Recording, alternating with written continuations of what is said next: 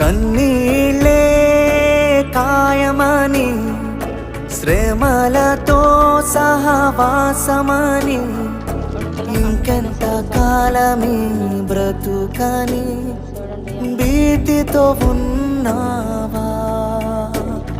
నీ కన్నీళ్ళన్నీ కవిలలో దాచి శ్రమలలో నీ తోడై ఉండి ఊహకు మించిన కార్యములన్నీ నా యేసు చేయును.